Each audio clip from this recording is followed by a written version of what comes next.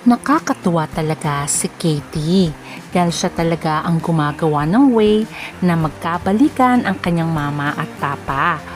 Although wala namang sinasabi pa si Chris Lawrence at Katrina Halili sa label nila ngayon kung sila na nga ba o hindi pa.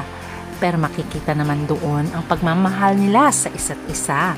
Tulad na lamang ng magkasakit itong si Chris Lawrence ay nandyan si Katrina Halili para siya ay alagaan.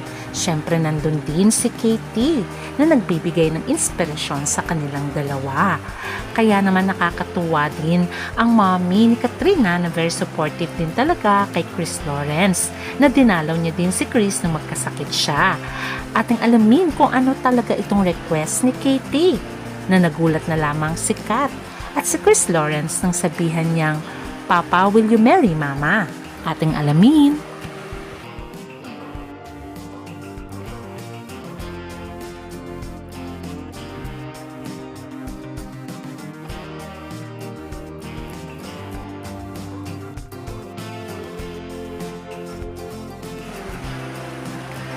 Nakakatuwang pagmasdan ang KKK family pag sila ay magkakasama. At syempre ang wish ng bawat KKK fans ay magkabalikan si Katrina Halili at Chris Lawrence. Pero tulad nga ng sinabi nila na one step at a time and trust the process. Tulad din na sinabi ni Kat na what you see is what you get. Kaya nag-enjoy lamang sila as a family. Hindi naman nila minamadali ang lahat ng bagay. Ang importante ay nandun na ang tiwala, concern at pagmamahal sa isa't isa. Although wala pa nga daw balikan na nangyayari, pero makikitaan na sila talaga ng feelings sa isa't isa. Nag-iiba na nga ang pananaw ni Kat tungkol kay Chris Lawrence. Dati-dati sinasabi niyang wala nang balikan pang mangyayari. Okay na sila ni Katie. Pero ngayon ay nagbabago na. Sinasabi nga niya na hindi niya na sinasarado ang kanyang puso sa second chance. Kaya nga marami ang naging masaya sa pahayag na ito. At ang nakakatuwa pa ay very open na talaga sila sa isa't isa at nagtutulungan. Tulad na lamang ng pag-grocery at si Chris Lawrence ay talaga namang tumutulong nga kay Kat. Siya ang nagbabantay kay Katie pag may taping nga itong si Katrina Halili. At the same time si Christine ay bumibili ng mga kagamitan nila Kat sa bahay nila. Alam naman natin ever since bago naghiwalay si Chris at si Katrina noon. Nung sila ay magkarelasyon pa at bilang magpartner ay sikat talaga ang nakipaghiwalay kay Chris Lawrence. Alam naman natin na mahal ni Chris Lawrence itong si Katrina Halili na nais niya pa nga itong pakasalan noon. Pero si Kat lang ang umayaw. Kung dati-dati ay inaamin talaga ni Kat na wala nang balikang mangyayari sa kanila ni Chris Lawrence at co-parenting na lamang, ngayon ay hindi na.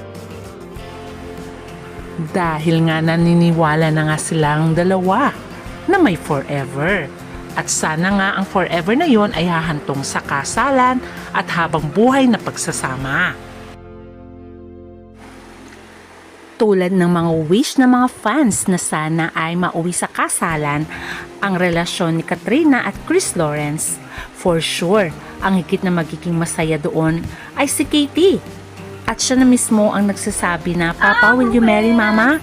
At tignan nyo naman kung paano niya talaga pinipressure ang kanyang parents na talagang tuwang-tuwa siya pag nangyayari yun. Dahil nais niya nga talaga magkabalikan ng kanyang mama at papa.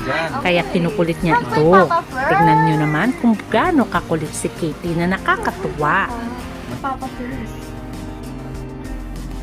Hug my papa. I want sa AI yat po. Hug papa. I want you to hug my papa first. I'm crying. Saan ka hug?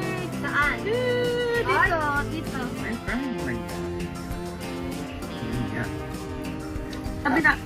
Tabi kayo sa bed. Ay, it's too much na yun. Ang dami mo nang sinasabi. Isa-isa lang. Hug mama lang. Hug naman. Hug lang. Hug. Say I love you. Tingin ka kay Miss B. Tingin ka. Tingin ka kay Miss B, please. Say I love you. Just say I love you. I love you. Is Papa here? Tumasya, ba't na yan? Papa, say to Mama, will you marry me? Hoy, kantahan na tayo, Papa na yan. O, diba? Ang cute ni Katie. Sinasabi niya talaga sa papa niya, Papa, say to Mama, will you marry me? Kaya naman, nakakatuwa si Katie at talagang kinikilig siya sa parents niya. Sana nga ay mangyari yon. Yun lagi ang dasal ng mga fans kay Katrina Halili at Chris Lawrence. Kita nyo naman kung gaano ka-happy si Katie na makita ang sweet moments ni Katrina at Chris Lawrence together. At ang nakakatuwa pa, makikita mo ang other side ni Katrina. Dahil hindi man ito showy kay Chris Lawrence, pero halata naman ang pagmamahal niya.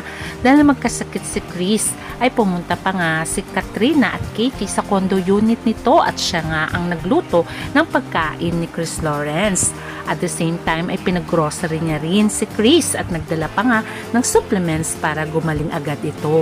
Which is na-appreciate naman ni Chris Lawrence at nagpapasalamat siya kay Katrina na mapapadali daw ang kanyang paggaling. O diba, ang sweet nilang pagmasdan. Sana nga ay isang bahay na sila nakatira. Pero syempre, dapat kasalan muna ang mangyayari.